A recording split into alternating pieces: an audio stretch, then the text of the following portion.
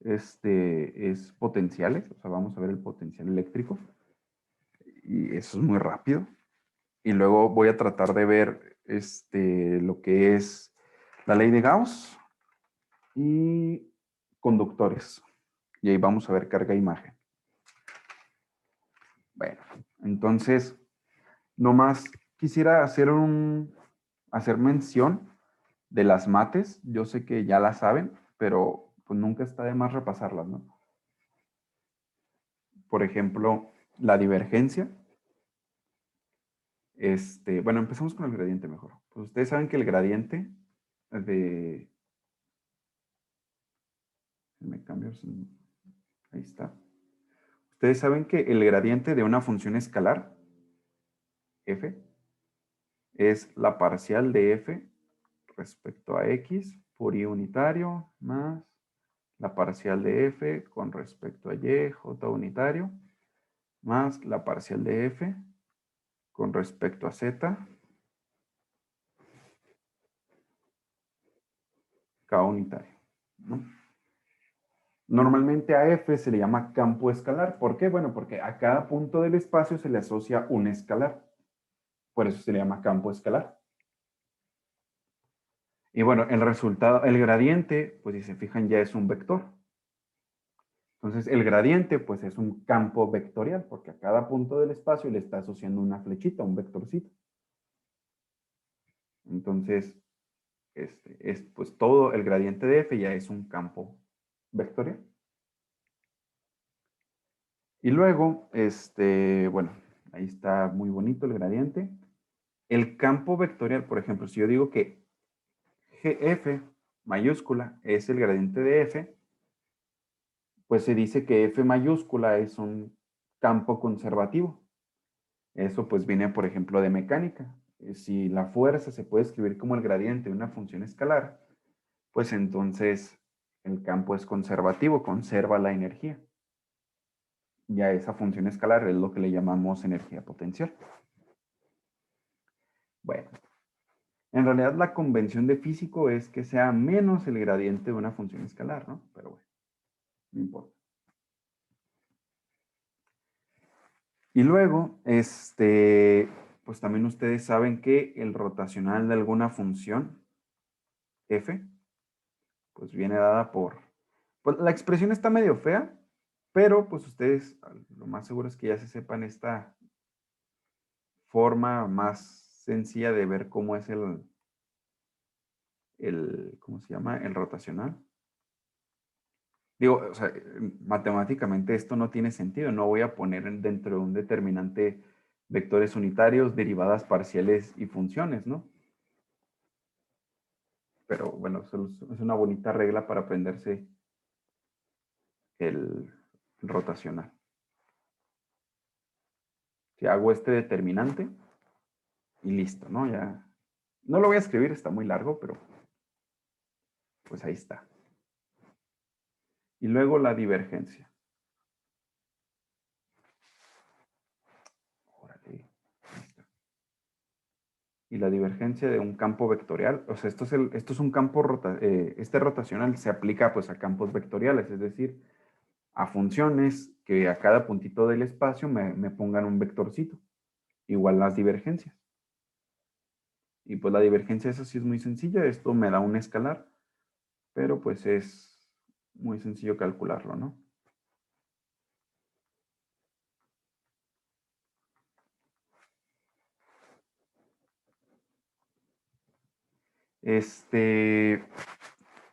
Por ejemplo, no sé si sepan cómo se ve, qué quiere decir gráficamente el rotacional, qué quiere decir gráficamente la divergencia, qué quiere decir gráficamente el gradiente, pero se los platico rápido. El gradiente lo que quiere decir es la dirección en la que más rápido crece esta función f. Por ejemplo, si es una temperatura pues, y están en una habitación, pues a cada puntito de la habitación le están asignando una temperatura.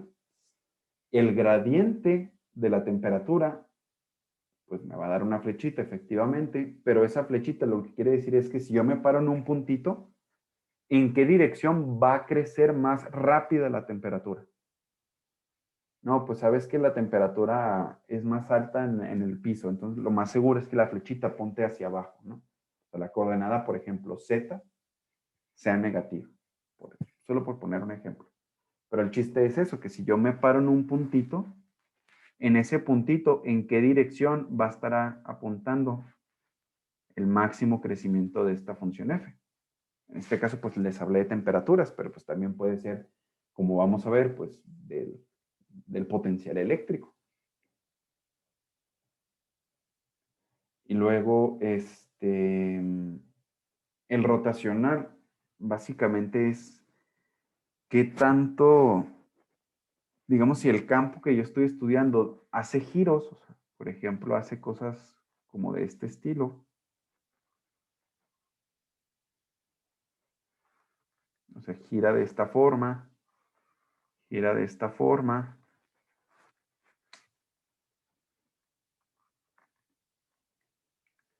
¿sí?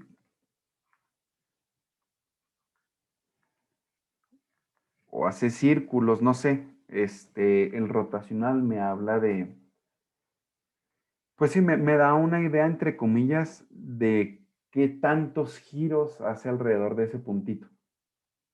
Alrededor de un puntito, por ejemplo, de aquí.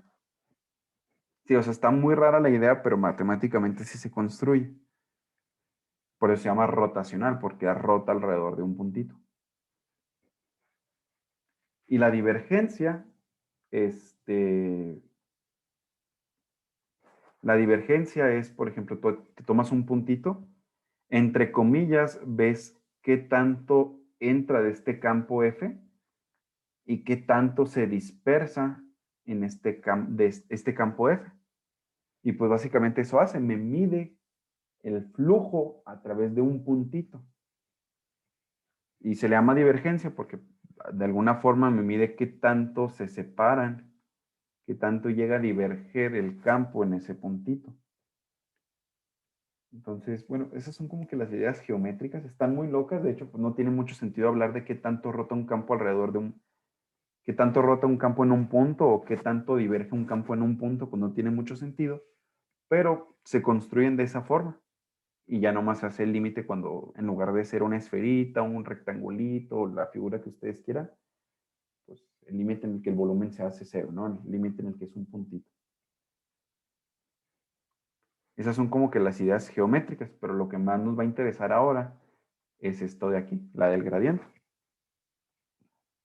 Y luego, pues también están las integrales de línea. Eso supongo que sí saben qué onda, ¿no? Por ejemplo, si aquí tengo un puntito, acá tengo otro, y aquí y voy a recorrer esta línea, y aquí hay un campo F mayúscula, por ejemplo, la integral sobre esta línea se escribe de esta forma, el campo F producto punto dl, y lo que hago es, me tomo un diferencial tangente a la curva, le hago producto punto con este campo, y así lo hago con todos los puntitos de la curva, ¿no? Y eso es una integral de línea. Una forma de hacerlo pudiera ser como la integral de f producto punto y esta derivada, donde lambda es algún parámetro. Por ejemplo, un ángulo. Si estamos en un círculo, el parámetro más conveniente, pues es el ángulo, un ángulo cualquiera que ustedes quieran poner. Entonces, aquí, pues la derivada de, digamos, de estos vectores tangentes, pues vuelve a ser un vector tangente, ¿no? Otra forma, otro parámetro común, en lugar de que lambda sea un ángulo, puede ser el tiempo. Y en este caso, esto de aquí es la velocidad. Esta derivada aquí es la velocidad y estaré integrando respecto al tiempo. Eso también es algo muy común. De hecho, en mecánica eso es lo que se hace, ¿no? Pero bueno, aquí en electromagnetismo no estamos necesariamente hablando de cosas que se mueven, sino, les digo, el parámetro puede ser cualquier cosa, ¿no? Un ángulo para describir un círculo, yo qué sé. Y luego, eso sería una integral de línea. Y una integral de superficie, pues, por ejemplo, yo tengo esta superficie de aquí.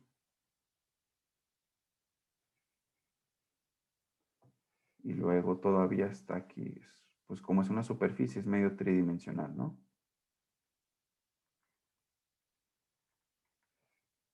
Sí, es como una papa. Imaginen que es una papa deforme. Entonces, yo me tomo un segmento de área, este de aquí, y considero que sale de la figura. Eso es importante. La convención es que sale de la figura. Entonces, este segmento pues tiene un diferencial de área A. Y este vectorcito que sale, pues me lo elijo un vectorcito normal. Entonces, lo que se conoce como la integral de superficie, en este caso es una superficie cerrada, ¿no? La integral de superficie de este campo, pues es simplemente el campo F, producto punto, el vector normal y el diferencial de área. Aquí lo puse como diferencial de área vector.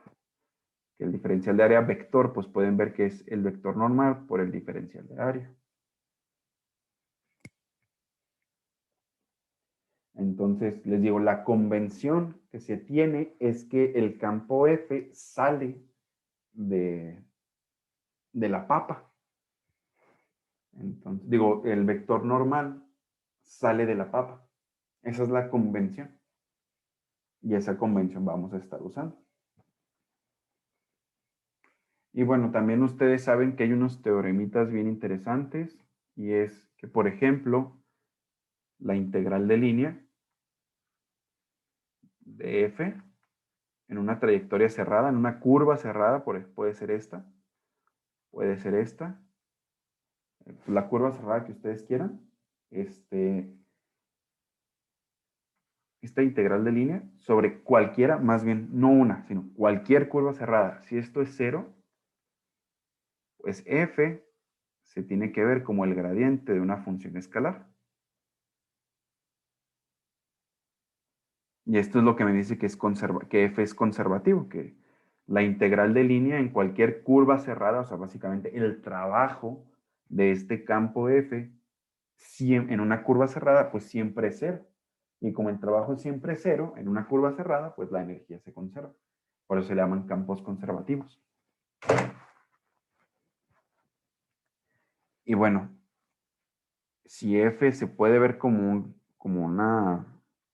esto de aquí, pues la integral, digamos, del punto A al punto B, son vectores, son posiciones, del gradiente de phi, punto dl.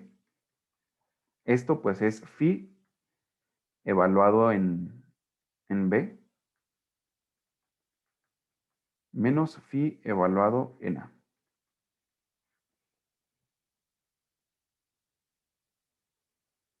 Eso es, ¿cómo se dice? Eso es otro teoremita, que la integral de línea de, si es un gradiente, pues es esto de aquí. Esto nos va a ser de ayuda también para encontrar el potencial eléctrico. Otra condición, o sea, esto de aquí es equivalente a decir que F es un gradiente y es equivalente también, nomás lo vamos a hacer mención, no vamos a hacer mucho con eso, pero es equivalente a decir también que la divergencia, digo el rotacional, perdón, de F siempre es cero.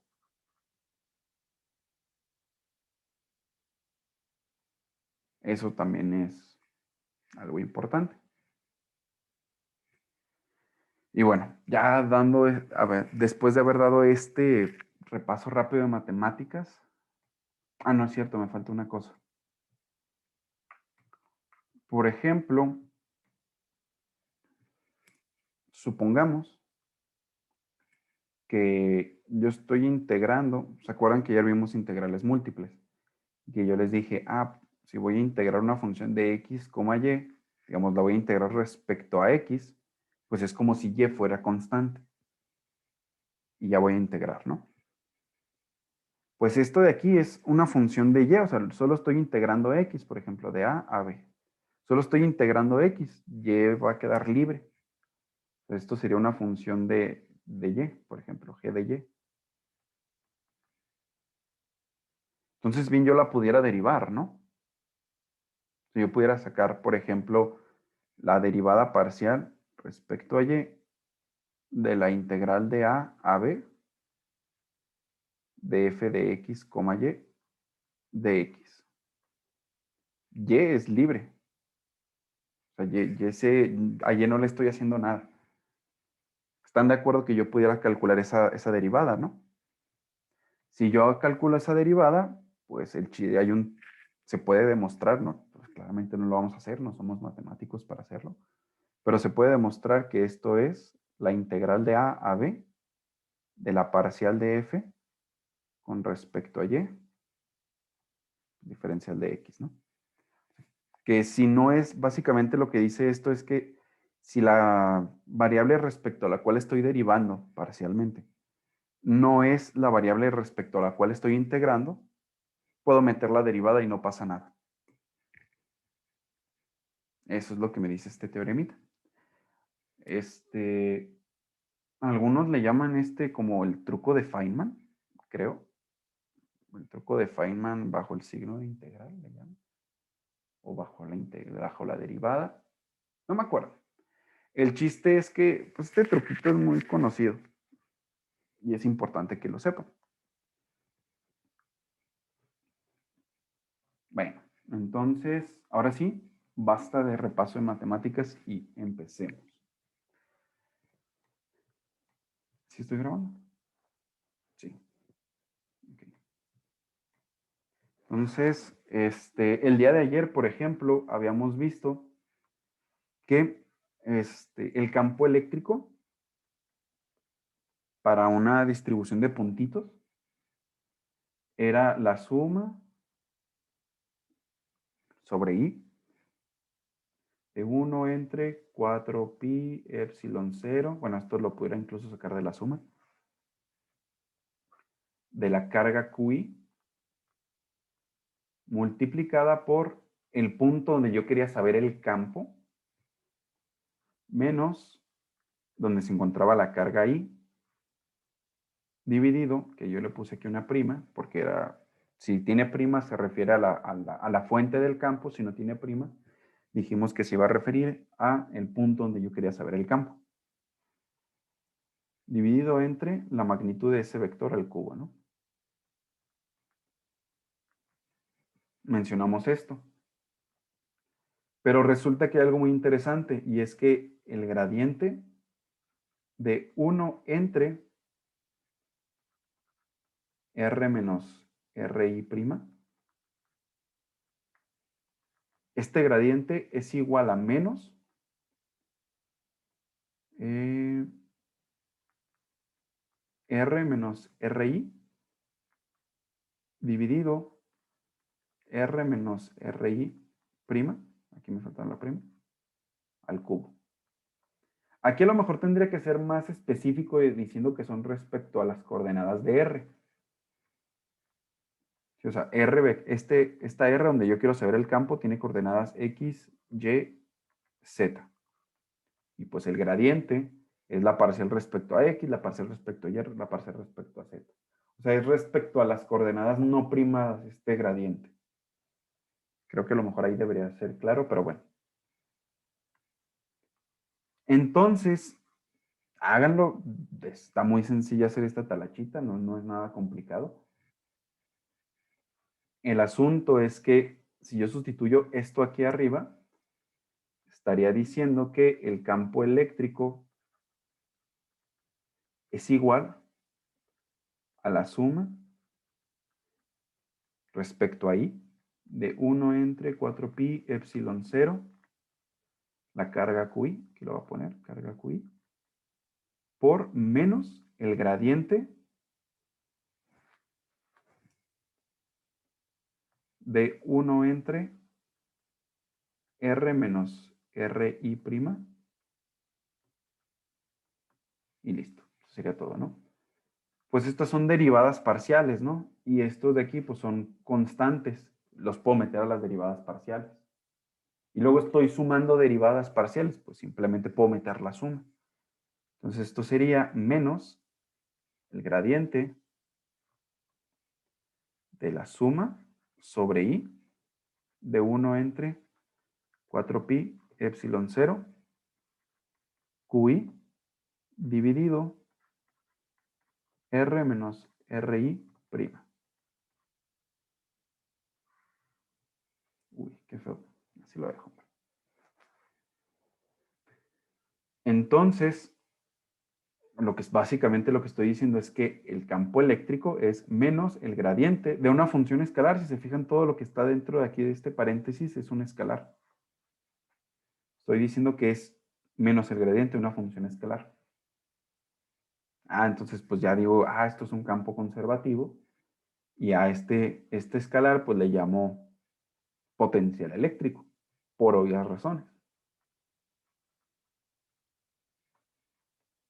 Entonces el potencial eléctrico, si se fijan, bueno, esto de aquí adentro es como que el potencial de una sola carga. Entonces, aquí inmediatamente estoy diciendo que el potencial eléctrico es aditivo, o sea, cumple la superposición que habíamos mencionado anteriormente.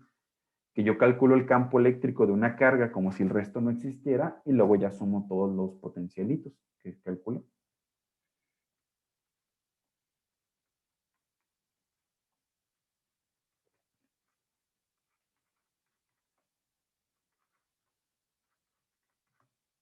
Entonces aquí ya esto sería el potencial eléctrico. Y luego, pues, también se aplica lo mismo para distribuciones continuas. Para distribuciones continuas lo que habíamos visto es que el campo eléctrico sería la 1 entre 4 pi epsilon 0 por la integral de, aquí viene, bueno, aquí tendré que poner el diferencial. Bueno, eso ahorita lo pongo. La integral de la resta de los vectores entre la magnitud al cubo, que eso es menos el gradiente. Si se fijan, aquí sería el gradiente respecto a las coordenadas no primadas de 1 entre R menos R'.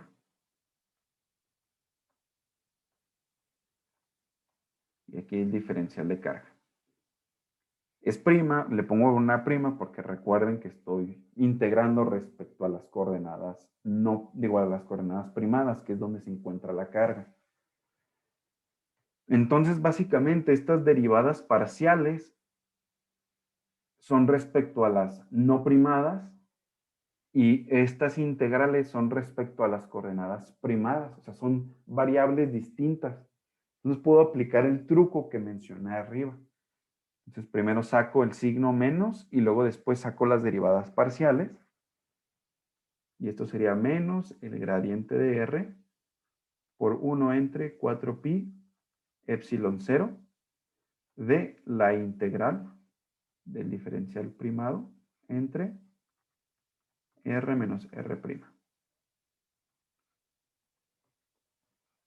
Y entonces aquí es donde veo que efectivamente son consistentes y que para distribuciones continuas el potencial sería 1 entre 4pi epsilon 0 y en lugar de una suma pues me aparece una integral.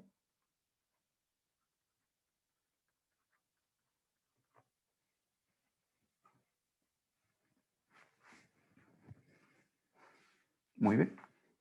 Entonces, esto es el potencial. Está bonito, ¿no? Está chulo. No más que hay que ver algo que es importante. Yo les dije, pues la idea es que el campo eléctrico sea igual a menos el gradiente de una función escalar. El gradiente son derivadas parciales. Entonces, si yo redefino el potencial como este potencial V más alguna constante,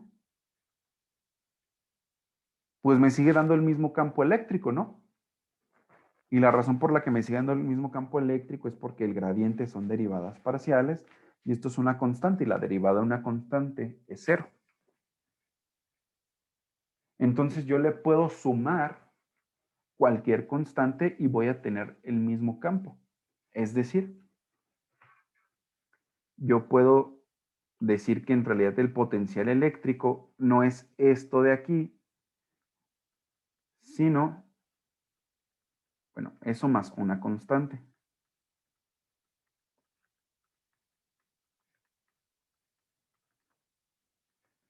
más una constante arbitraria, tan arbitraria que yo puedo decir cuánto vale y el problema no me lo determina. Entonces, como tengo esta libertad de elegir cualquier constante, hay una convención, que esa convención me va a determinar esta constante de aquí. Y la convención es que en el infinito el potencial es cero, es decir, el potencial se va a cero cuando R se va a infinito.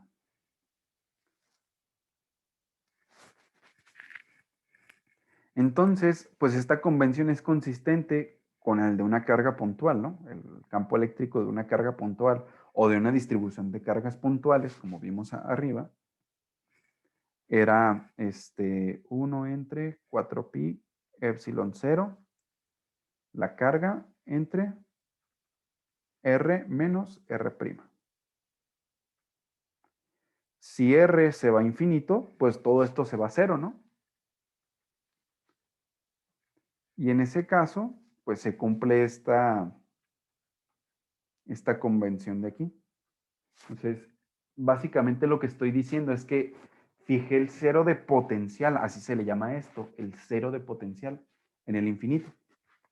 Yo puedo fijar el cero de potencial donde yo quiera. Si yo quiero, puedo decir en el origen, ahí está el cero de potencial. Pues si quiero, puedo hacerlo, ¿no? O sea, nada me lo impide.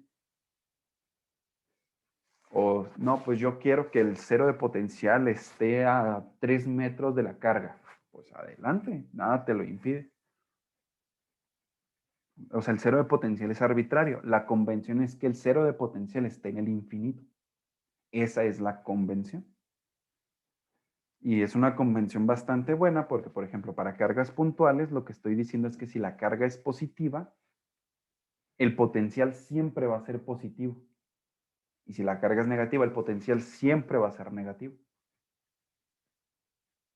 En esta convención, donde el cero de potencial está en el infinito. Eso es para cargas puntuales, ¿eh? O sea, esto de que siempre es positiva si la carga puntual es positiva y siempre es negativa si la carga puntual es negativa. Para distribuciones continuas, pues la cosa se puede poner medio extraña, pero pues se sigue cumpliendo más o menos esta misma reglita. Bueno, el chiste es que la convención, independientemente si son distribuciones continuas o si son distribuciones discretas de cargas puntuales, siempre la convención es el potencial se hace cero en el infinito.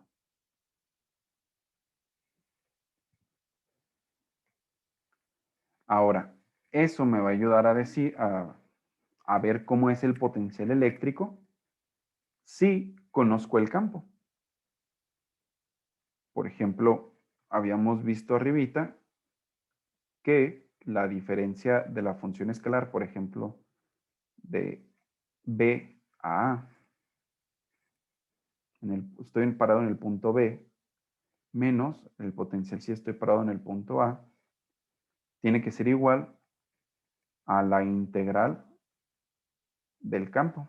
Claro, aquí aparecería un menos, porque lo que mencionamos arriba era cuando el campo f era igual al gradiente de una función phi.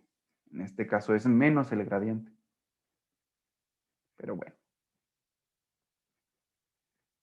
Entonces, siguiendo lo mismo que ya habíamos mencionado, pues es la integral de a b del campo eléctrico, la integral de línea. Entonces, si yo quisiera saber el potencial en algún punto R, pues esto, por esta convención de que en el infinito el potencial es cero, pudiera decir que el potencial es la integral desde el infinito hasta la posición R, la integral de línea del campo eléctrico. Entonces, si yo conociera el campo eléctrico, simplemente tendría que calcular la integral de línea, que fuera desde el infinito hasta la posición R, lo multiplico por un menos y listo. Ya diría, este es el potencial eléctrico.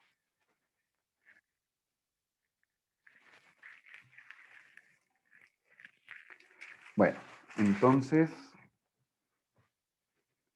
Y pues este potencial eléctrico, ustedes saben que no es una mera convención, sino, o sea, no es, perdón, no es una mera herramienta matemática, sino también me habla de la energía. Porque yo sé, por ejemplo, si yo me tomara una carga de prueba, tengo mi distribución de cargas que me genera un campo eléctrico y un potencial también. Entonces, la fuerza sobre una carga de prueba, pues es el campo eléctrico por la carga de prueba. Pero el campo eléctrico se puede ver como menos el gradiente del potencial, y esto por la carga de prueba. La carga de prueba es una constante, ¿no? Yo la elijo arbitrariamente, pero digamos es una constante respecto a las posiciones. Entonces esto sería menos el gradiente del potencial por la carga de prueba. Entonces estoy diciendo que la fuerza eléctrica, bueno, electrostática más bien, la fuerza electrostática dada una distribución de carga, pues primero es conservativa. ¿Por qué? Porque es menos el gradiente de un potencial. Y ese potencial, esa energía potencial es el potencial eléctrico por la carga de prueba. ¿Cuáles eran las condiciones de una carga de prueba? Pues además de que fuera puntual, es que fuera muy, muy pequeña. Como un diferencial, ¿no? Entonces, esto lo único que quiere decir es que el diferencial de energía sería el potencial por el diferencial de carga. Esto parece una V. Ahí está. O bien, que la energía es la integral del potencial por el diferencial de carga. Aquí no le pongo primas porque aquí estoy evaluando el potencial en algún punto y en ese punto exactamente en el que estoy evaluando el potencial es donde se encuentra este diferencial de carga. Ahora, ¿qué sucede si no es una distribución continua? Pues muy sencillo. Si fuera una distribución discreta, la energía potencial sería la suma sobre la cantidad de cargas puntuales que haya del potencial en la posición I, y esa posición I es donde se encuentra la carga QI. Esta sería la energía potencial. Básicamente lo que estoy diciendo es, yo tengo un potencial y le voy agregando carguitas y carguitas y carguitas. Entonces simplemente tengo que calcular el potencial en el puntito donde yo agregué la carguita y luego lo multiplico por la carga y así me voy con todas las cargas, lo sumo y listo.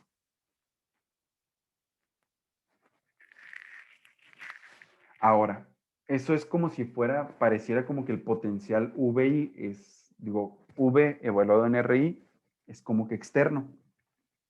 ¿Qué sucede si yo tuviera, por ejemplo, una configuración de cargas? Yo puedo regresar a esto, voy a regresar a eso, pero ¿qué sucede si yo tuviera una distribución de cargas? Por ejemplo, aquí una carga, otra carga, otra carga, algo de este estilo. Bueno, ahí la energía es, por ejemplo, que tuviera, bueno, no sé, 10 cargas, 20 cargas, no importa. La energía es un medio de la suma sobre I, por ejemplo, de I igual a 1 hasta 20, de la suma de J, ya estoy escribiendo bien chueco,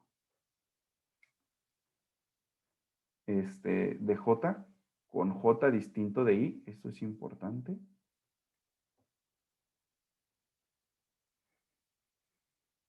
de 1 entre 4pi epsilon 0 por la carga QI por la carga QJ dividido entre RI menos RJ. Uy, escribí bien chueco, no manches, qué rollo.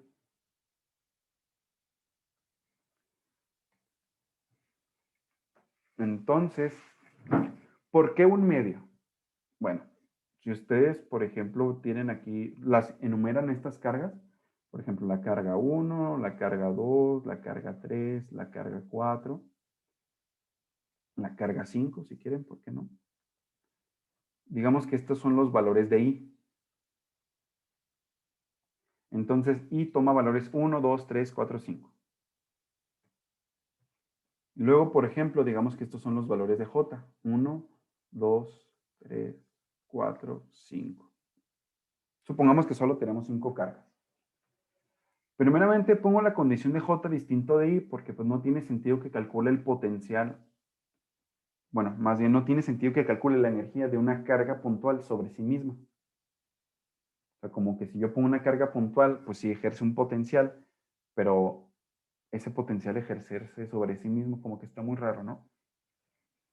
Entonces, al poner J distinto de I, pues ya quito, digamos, considerar la contribución de I de 1 con 1, de 2 con 2, de la carga 3 con la carga 3, de la carga 4 con la carga 4 y de la carga 5 con la carga 5. Voy a poner aquí como si fuera una cuadrícula.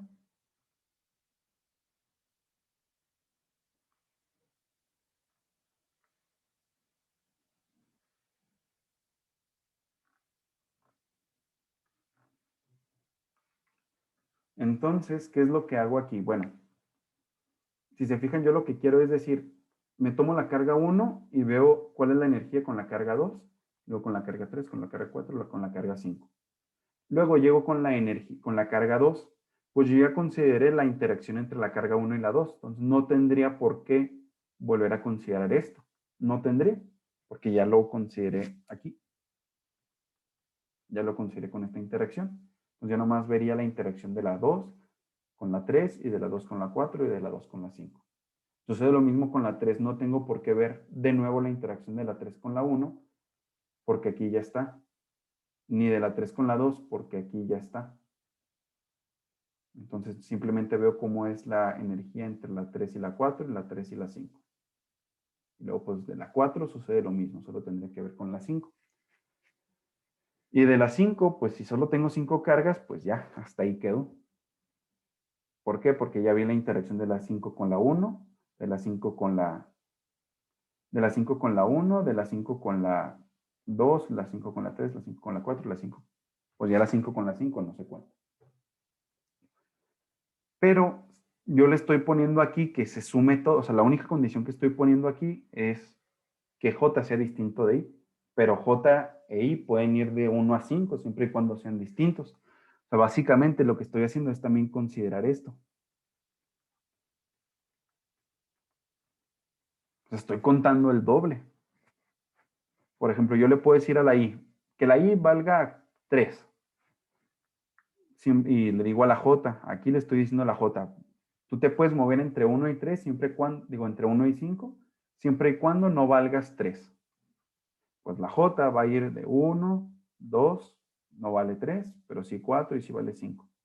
Entonces, si se fijan, estoy considerando estos cuadritos de aquí que yo dije que ya no iba a considerar. O sea, estoy contando, en esta suma estoy contando el doble. Por eso aquí tengo el 1 medio. Otra forma de escribirlo sin el 1 medio sería la suma sobre I de la suma sobre J si J es mayor que I.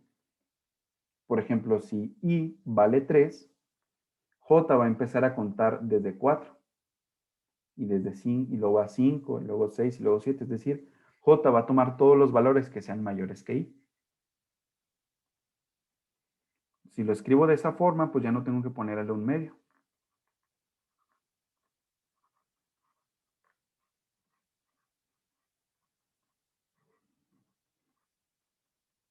Entonces, estas son dos formas de escribir lo mismo.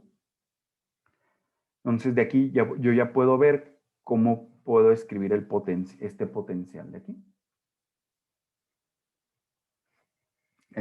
Quito la carga QI, calculo el potencial y lo pongo. Pero como voy a estar sumando respecto a todas las cargas, o bien le pongo un menos, o bien pongo esta restricción que J, le pongo un medio, perdón, o bien pongo esta restricción de que J tiene que ser mayor que I.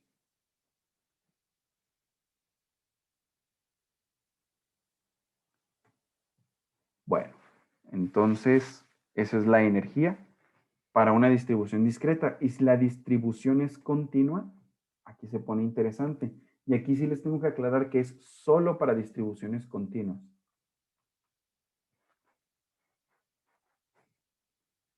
Si esto lo tratan de hacer con distribuciones discretas, no va a funcionar.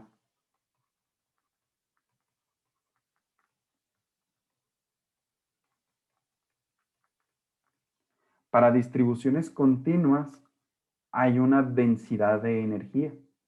Bueno, en general, no importa si son discretas o continuas, hay una densidad de energía. Y eso es epsilon 0 entre 2 por la magnitud del campo eléctrico al cuadrado. Ah, no, no es cierto, sí depende. Esto solo aplica para distribuciones continuas, perdón. Pero esta es la densidad de energía en todo el espacio y ustedes saben que el campo eléctrico es en todo el espacio. Entonces, la energía potencial es epsilon 0 entre 2 por la integral sobre todo el espacio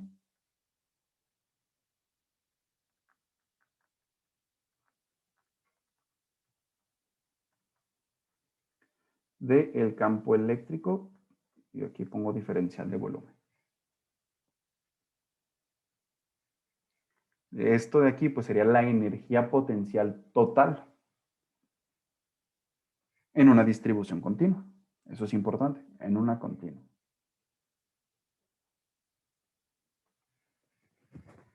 Y bueno, entonces, estas son las múltiples formulitas para esto de aquí. Una pregunta conceptual importante y es, ¿esta energía potencial dónde está almacenada? Bueno, la respuesta no lo da inmediatamente esta última expresión y es que está almacenada en el campo eléctrico. Digamos que el campo eléctrico, además de ser bueno, parece ser que es como un artilugio matemático para escribir de una manera más sencilla la interacción entre las cargas, pero además, según esta última expresión, almacena energía. Y no solo eso, de hecho también el campo eléctrico va a ejercer presión. Vamos a verlo un poquito más adelante, pero también va a ejercer presión.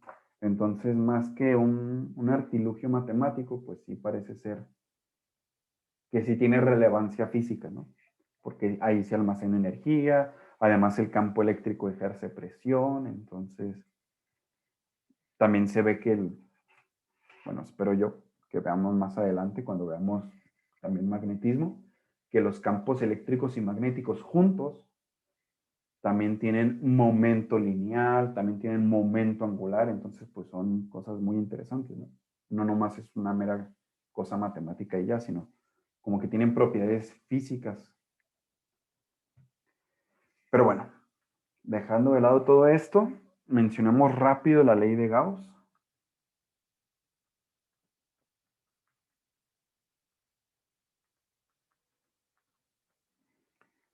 Y pues la ley de Gauss es muy sencilla, ¿no? La ley de Gauss lo que me dice es que la integral de superficie, pero tiene que ser una superficie cerrada, no abierta, tiene que ser cerrada. La integral de una superficie cerrada. Esto tiene que ser igual a la carga encerrada, la carga total encerrada, entre epsilon 0.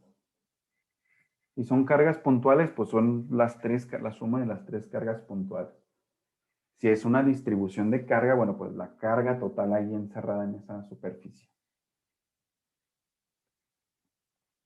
Ojo, aquí tiene que ser una integral en una superficie cerrada, así como la papa que yo les había dibujado. Porque si no es una superficie cerrada, si es abierta, así como un pañuelo de papel usado, ahí, en electrostática, en este caso de que sea abierto, la integral de superficie es 0. Pero si es cerrada, no es 0. Eso es muy importante. Entonces tiene que ser una integral de superficie cerrada. Bueno, entonces eso me dice la ley de Gauss. Y ustedes saben que la ley de Gauss pues, es muy útil porque, por ejemplo, el ejercicio de encontrar el campo eléctrico dentro de una esfera, pues se resuelve de una manera muchísimo más sencilla con ley de Gauss que haciéndolo a manita, como yo les dejé que hiciera. Entonces, pues sí, la ley de Gauss es muy útil. A lo mejor habrán escuchado que la otra forma de ver la ley de Gauss es como la divergencia del campo eléctrico, y esto tiene que ser igual a la densidad de carga entre epsilon cero. ¿Cómo es esto? Bueno, digamos yo aquí agarro un puntito, en este puntito pues está pasando campo eléctrico. Estoy calculando aquí la divergencia en este puntito, y eso tiene que ser igual a la densidad de carga en este puntito entre epsilon cero. Si, por ejemplo, yo tuviera una distribución de carga aquí medio extraña, aquí está la distribución de carga y digamos que estoy viendo el campo eléctrico fuera de la distribución de carga. Como estoy fuera de la distribución de carga, pues la densidad en estas partes es cero. Entonces, si yo calculo la divergencia en estos puntos, me va a dar cero. Pero si yo calculo la divergencia dentro de la distribución de carga, no me va a dar cero. Me va a dar la densidad de carga en estos puntitos de aquí. Y como en estos puntitos de acá no hay densidad de carga, porque pues ya estoy fuera de la distribución, pues la divergencia ahí sí va a ser cero. Bueno, esto es la famosísima ley de Gauss, que ya han usado hasta el cansancio y ahorita también van a seguir usando. Por ejemplo, el caso de una esfera, pues está bien sencillo resolverlo. Para no hacer la integral fea que hicimos la otra vez, está muy sencillo hacerlo por ley de Gauss, ¿no? Me tomo la esfera y me tomo una esfera, bueno, esta es una esfera cargada uniformemente.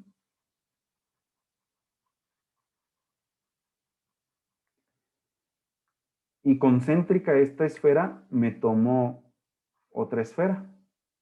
Y ahora no se forma el círculo. Ahí está.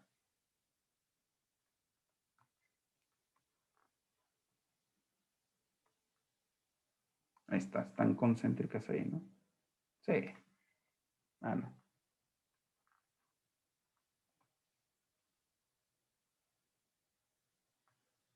Bueno, imaginen que son concéntricas.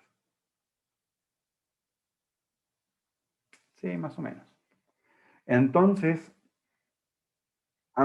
esta es una superficie, se llama superficie gaussiana, y es la superficie sobre la cual se hace la integral de la ley de Gauss. Entonces, yo me tomo un puntito arbitrario, por ejemplo, este de aquí. Entonces, si se fijan, por la simetría que tiene el sistema de que ambas son esferas, pues yo puedo ir a rotar el sistema de manera que en realidad sea este puntito de acá, o este de acá, o este de acá. O sea, tiene tanta simetría el sistema que en realidad todos estos puntitos son equivalentes. Todos. E incluso más allá de que sean equivalentes, por la misma simetría puedo ver que si yo me tomo aquí un diferencial de carga, pues el campo eléctrico que ejerce va en esta dirección. Y hay un punto simétrico. Si yo puedo dibujar aquí una línea, un eje de simetría que pase por este centro y por la carga puntual, digo, por este puntito donde quiero saber el campo. Y hay un puntito simétrico que el campo eléctrico apunta en esta dirección. De manera que las partes perpendiculares a este eje, las componentes perpendiculares del campo eléctrico se anulen y solo quede la componente paralela al eje. Y esto lo puedo hacer en cualquier puntito. O sea, si yo me tomo este puntito de acá para cada diferencial de carga que yo me tome, por ejemplo, un diferencial de carga aquí, yo aquí puedo dibujar un eje como el que dibujé ahorita. Este diferencial de carga va a ejercer un campo eléctrico en esta dirección, pero hay un punto simétrico a ese diferencial de carga que ejerce un campo eléctrico en esta otra dirección, de manera que los campos eléctricos perpendiculares a este eje se anulen y solo quede la componente paralela al eje. Entonces, por estos argumentos de simetría, es que puedo decir que el campo eléctrico forzosamente tiene que ser perpendicular a esta superficie gaussiana que me acabo de dibujar. Es decir, el campo eléctrico tiene que ir forzosamente en, ahí está, tiene que ir forzosamente en esta dirección, perpendicular a la esfera. Es decir, tiene que ir en dirección radial. Entonces, si yo pongo aquí mi origen de coordenadas, esto es la dirección radial. Y además, por el argumento que acabo de dar, es lo mismo para todos los puntos. O sea, por la simetría que tiene el sistema, yo puedo rotar esto y debo de tener exactamente lo mismo. Es decir, que el campo eléctrico es constante, su magnitud es constante en toda la esfera, su magnitud. Entonces, cuando yo haga la ley de Gauss, sería la integral del campo eléctrico, producto punto diferencial de área, pues la magnitud, bueno, esto es la magnitud del campo eléctrico por su dirección, que es la dirección radial, producto punto el vector normal por el diferencial de área. Pero el vector normal es precisamente el mismo que el radial, ¿no? Porque es una esfera. Entonces este producto punto es igual a 1. Entonces esto de aquí es la integral de la magnitud del campo eléctrico diferencial de área. Pero por el argumento que acabamos de dar antes, por la simetría que tiene el sistema, el campo eléctrico es constante. Bueno, su magnitud es constante en toda la esfera. Entonces, y como estoy integrando la magnitud, pues sale de la integral. Y entonces solo estoy sacando la integral del diferencial de área de la esfera. Entonces esto es el campo eléctrico por el área de la superficie de la esfera. De la esfera roja, de la esfera de la superficie gaussiana. Entonces supongamos que la superficie gaussiana tiene un radio R. Entonces esto sería la magnitud del campo eléctrico por 4pi r cuadrada, porque 4pi r cuadrada es el área de la superficie de la esfera. Y esto tiene que ser igual a la carga encerrada. ¿Cuál es la carga encerrada? Pues la carga total de esta cosita de aquí, de esta distribución, entre epsilon 0. Y de aquí llego a que la magnitud del campo eléctrico, la magnitud nada más, es 1 entre 4pi epsilon 0 por q entre r al cuadrado. Ah, pero yo sé, porque di argumentos de geometría aquí arribita, yo di cuál es la dirección del campo eléctrico y es en la dirección radial. Entonces el vector campo eléctrico es esto por R gorrito. Ah, pero ese es el de una carga puntual. Entonces, así de sencillo, encuentro el mismo resultado que el resultado que encontré con aquellas integrales feas. Pues eso es el poder de la ley de Gauss. Lo triste es que la ley de Gauss solo me sirve para sistemas así muy simétricos como esto. ¿Qué otro sistema me sirve? Bueno, para el caso del alambre infinito. Tiene cierta simetría, es muy bonito, etcétera, y ahí también yo puedo, con ley de Gauss, encontrar el campo eléctrico que calculé haciendo una integral. Y aquí pues pues en realidad ni siquiera hice la integral, ¿no? Simplemente saqué el campo eléctrico de la integral y ya nomás me quedó el área total. Entonces, este es el poder de la ley de Gauss. Bueno, aquí les hago una consulta rápido. quieren, les voy a dar dos opciones. Podemos tomarnos un pequeño descanso, regresamos y hacemos problemas de esto, o bien continuamos con el tema de conductores y carga de imagen y después hacemos problemas. Les pregunto, porque pues a lo mejor también ponernos ahorita a ver conductores, carga de imagen y luego después ver problemas, pues ya nos podemos extender bastante. Entonces no sé qué tanto tiempo tengan. De todos modos, si ahorita ponemos problemas, pues también nos vamos a extender un poco. Entonces yo lo digo, pues para tampoco quitar mucho tiempo de ustedes. También a lo mejor ahorita están cansados, es domingo, entonces, ¿qué prefieren? Que, que ya vayamos directo a los problemas de esto que acabamos de ver y la siguiente vez que nos veamos vemos conductores, carga de imagen y todo. O ahorita nos lo aventamos y a ver a qué hora terminamos.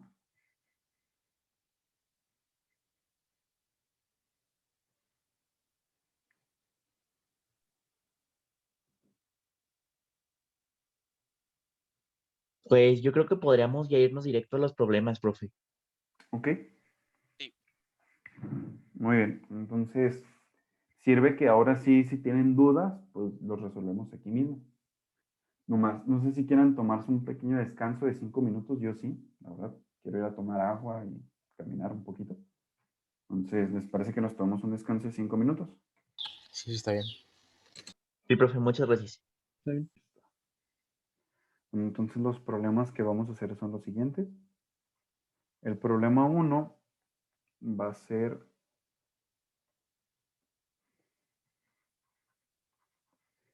que el primer inciso va a ser que calculen, digamos, tenemos una esfera, un cascarón esférico, o sea, una esfera hueca.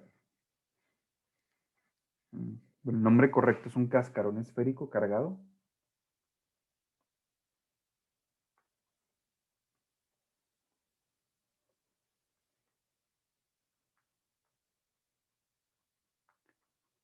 Cargado uniformemente.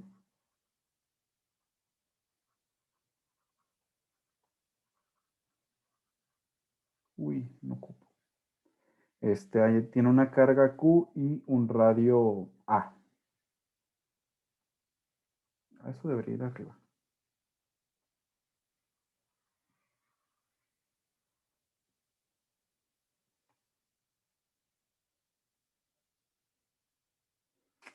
¿Qué estoy haciendo? Bueno, el chiste es que para este caso del cascarón esférico, que pues es básicamente, imagínense, una esfera y le quitan todo el relleno y nomás se quedan con una capa muy, muy, muy, muy, muy delgadita en su exterior. Es un cascarón esférico. Bueno, el inciso A es que quiero que me digan cuál es el potencial en todo el espacio, o sea, que calculen el potencial básicamente dentro de la esfera y fuera de la esfera. Digo, del cascarón. Dentro del cascarón y fuera del cascarón.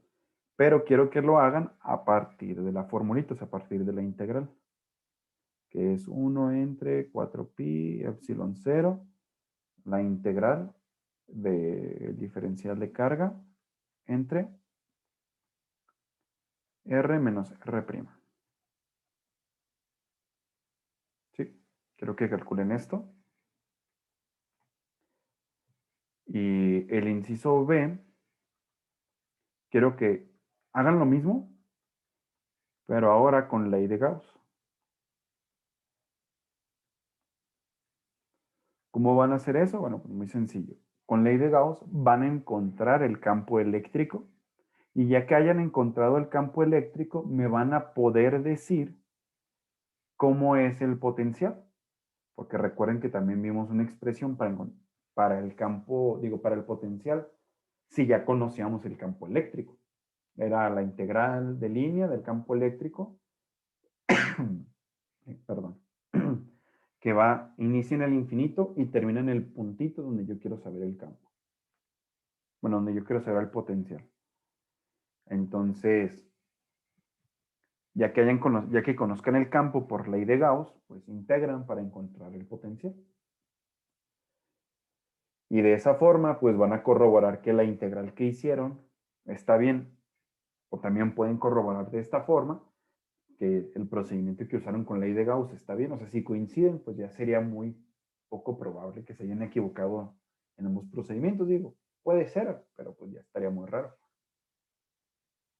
Entonces, ese sería el primer problema. Me borro esto de aquí, lo pongo aquí abajito.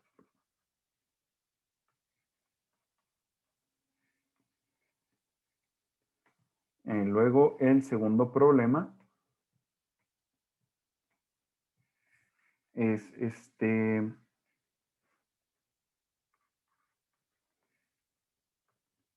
en el segundo problema les voy a pedir que calculen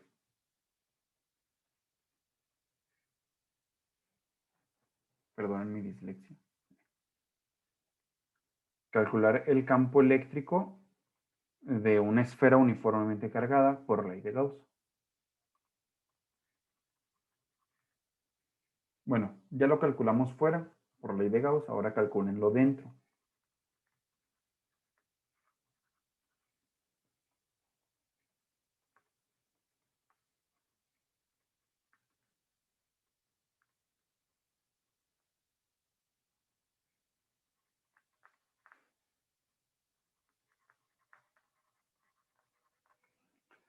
Se supone que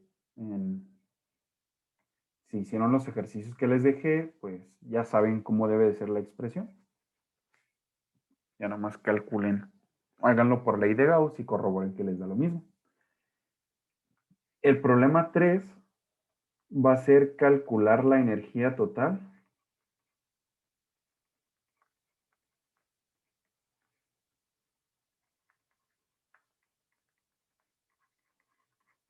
para formar una esfera cargada uniformemente.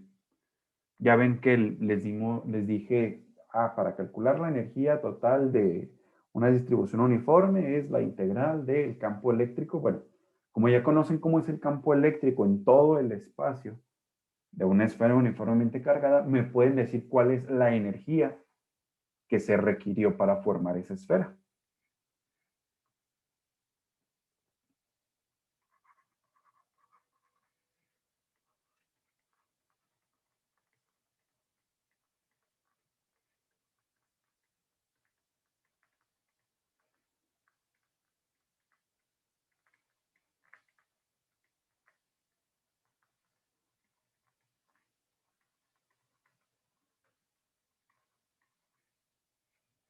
Muy bien. Entonces,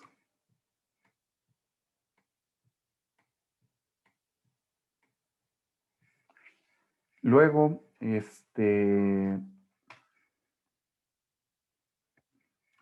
otro problema.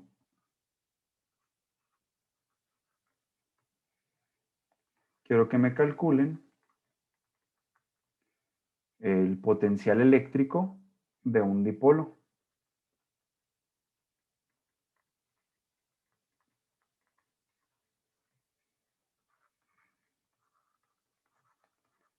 La vez pasada calculé yo el campo eléctrico de un dipolo, ahora ustedes calculen el potencial de un dipolo. Háganlo a partir del potencial eléctrico, así directo. Hagan las aproximaciones necesarias, les va a quedar el potencial y si quieren pueden verificar.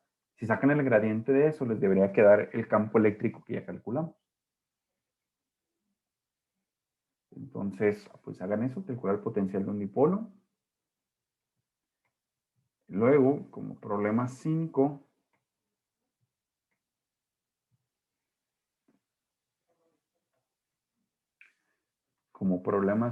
quiero que, bueno, imaginen que tienen aquí una carga Q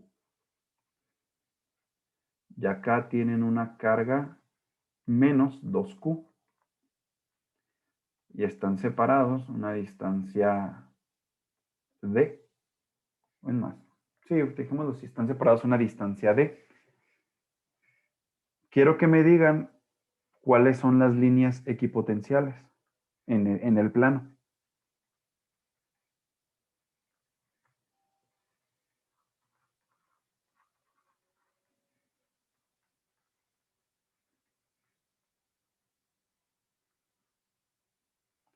Bueno, más que las líneas, bueno, sí.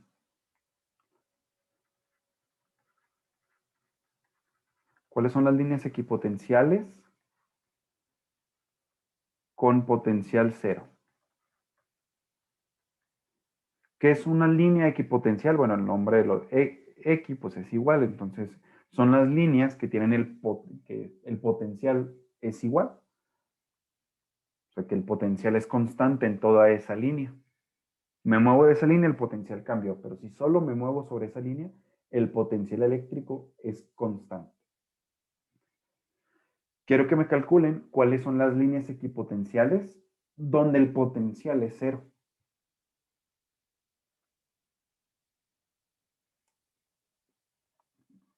Yo básicamente calculo el potencial en todo el espacio de la carga Q, calculo el potencial en todo el espacio de la carga menos 2Q, lo sumo y ese es el potencial total. Eso lo tengo que igualar a algún valor para que me dé una línea equipotencial. Digamos, el potencial que ya calculé lo igualo a 1, a 1 volt, y eso me va a dar la línea equipotencial de 1 volt.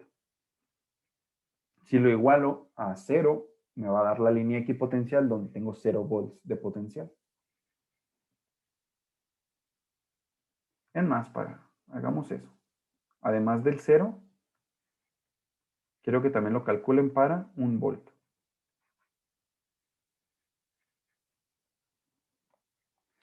Bueno, entonces, ese es el problema 2. El problema 5. El problema 6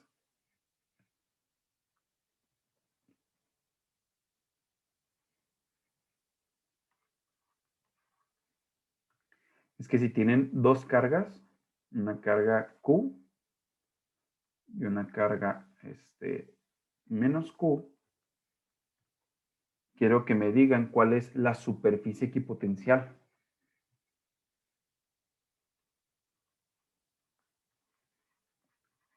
Con potencial cero.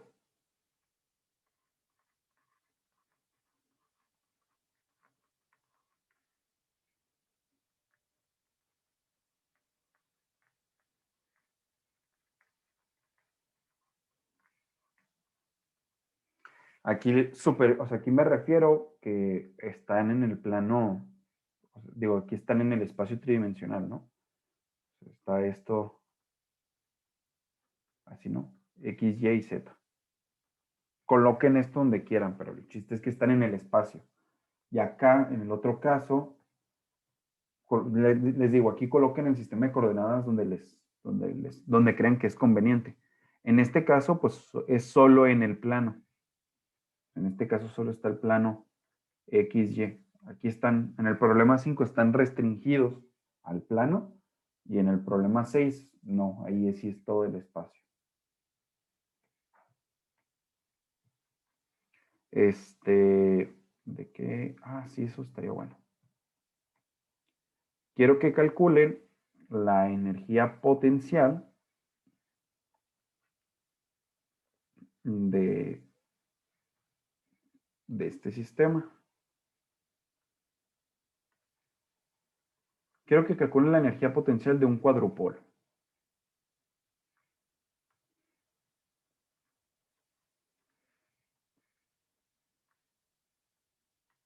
Este va a ser el problema 7. ¿Cuál es la energía potencial de un cuadrupolo? Tiene dimensiones, o sea, es un cuadrado del lado A. Y las cargas rojas tienen carga menos Q, y las cargas azules tienen carga Q. Quiero que me calculen la energía potencial de este sistema. Y también, este es el primer inciso, el segundo inciso, quiero que me calculen el potencial cuando estoy muy, muy lejos del cuadrupolo. ¿Sí? Quiero que me calculen eso. Cuando calculen eso, pues ya van a poder calcular el campo eléctrico de un cuadrupolo. Pero simplemente quiero que me digan cuál es el potencial muy, muy lejos. Aquí recuerden algo. Como ya les estoy diciendo que R es mucho mayor a, lo que van a buscar es, primero van a ver si, bueno, primero van a aproximar a primer orden. Si no funciona, van a tener que aproximar a segundo orden. Pero esto se los digo porque eso siempre es de ley, que si les dicen R es mucho mayor a, lo primero que se les debe ocurrir es aproximar a primer orden. Y todo lo demás lo elimina. Y luego, si no funciona, pues vuelven a hacer lo mismo, pero ahora aproximando a segundo orden. O sea, cuando A entre R es hasta el término cuadrático. Eso van a tener que hacer. Les aviso de una vez, si mal no recuerdo, sí van a tener que aproximar a término cuadrático. Pero bueno, háganlo a ver qué les queda. Pero de una vez les aviso, según yo, sí van a tener que aproximar a término cuadrático. Entonces, si quieren de una vez hacerlo directo aproximando hasta segundo orden, ver que se les elimina el primer orden, pues adelante. O bien, si quieren aproximar a primer orden, ver que se les elimina y regresarse a aproximar al segundo orden, adelante. Como ustedes gusten. Entonces, déjenme hago esto grande para que puedan ver todos los problemas. Uy.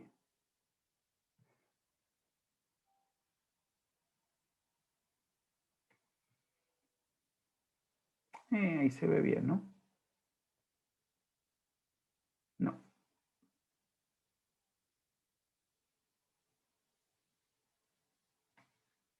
Ahí mero. Ahí ya se debe ver todo. Entonces yo creo que pues ya dejo de grabar.